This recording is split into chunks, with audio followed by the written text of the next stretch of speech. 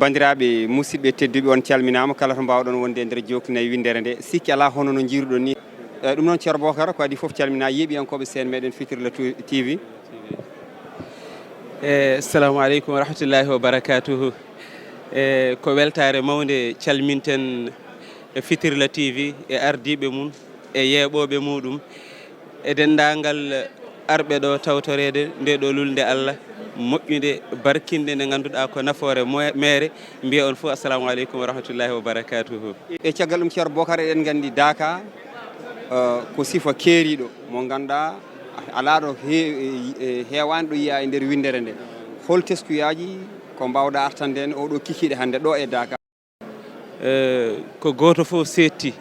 e Daka ko lulde alliyankore nde ganduɗa sifa mum no siforini ala ɗo yiya e aduna he e mbiyata wodani e aduna he kono kam ala ɗo nanɗen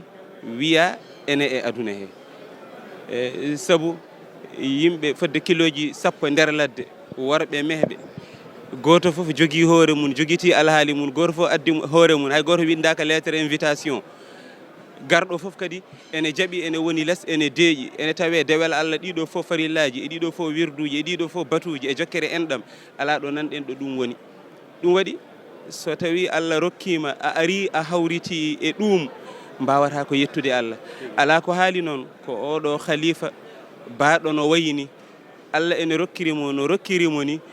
omo yettiɗo tawa ko kanko kadi Allah rokki en kadi nde ɗo hitande ujunnaje 2025 kanko ardani en so julɓe jii ko mumen ko ene waya noon keewal ene ɓeydo kono deeƴere ene ɓeydo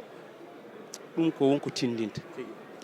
E tigi ceerno Bocar Kane jarama ko adi foof eɗen gandi kala mo jiiɗa ɗo wonɗo immi ɓe immi ko caggal leydi ɓe gimmi ko e nder guure mumen ande ka goto e ɓiɓɓe Madina Gounass najo mo ganduɗa guurɗa ko toon to leydi Côte d'Ivoire ko an woni mo ceerno joƴƴin toon holno garduɗon hikka? Alhamdulillah minen Côte d'Ivoire naɓe gaari mbeɗa wawi wiide ɓuuri noɓe gardanno ɓe gaari e dente certuɗe no alhaali rokkiriri kono dente hen ɓurɗe mawnude min gardi ko to banggue won rewɓe less taw ko rentuɓe ɓe ko karuji ɗiɗi kar hen foof ene ƴetta 50 neɗɗo jogui rewɓe dow arɓe e Air Sénégal ɓe gaari ene hen arɓe e Air Peace e tawi kadi ne ko leƴƴi certuɗi goni hen ko kalanmiɗo ko Ivoirien ji ne hen Sénégal naɓe ene hen Burkina naɓe ene hen Mauritanie naɓe ene hen Malien ji ene hen ko ɗiɗo nationalité ji goni teskumi délégation mo min gardi o fof ene rendi hen ko kalmiɗo ko noon won arɓe ko adi ɗum seeɗa jiiɗi arde jaɓɓade won wonɓe e lawol kadi ɓenne kadi ene gara alhamdulillahi ko tawa kadi ko yimɓeɓe eɓe cofti e koɓe garata ko e ɓalli mabɓe e jawɗele mabɓe e foof mabɓe aɓe tini hen hono weltare min gari e keewal alhamdulillahi rabbil alamina tawtorede ngal ɗo dokkal alliyan keewal. E tigi a jarama ceerno Bocar min beltima no fewi minen mbiyen kadi yo Allah jaɓan en Daka o kala ko sohla hen kadi yo Allah rokku en Allah waɗane ɗum ceerno duusa en ha Daka o timma tawi omo waɗana en no ɓuuri no waɗirananno en omo rokka en ko ɓuuri ko rokkanno en Daka kam koko ɓeydoto tan hitande foof o rokkat ko ɓuuri ko rokkanno ko ñaaguiɗen Allah tan ñaaguiɗen ko kala julɗo ko tindinoje ɗe ceerno tindinta ɗe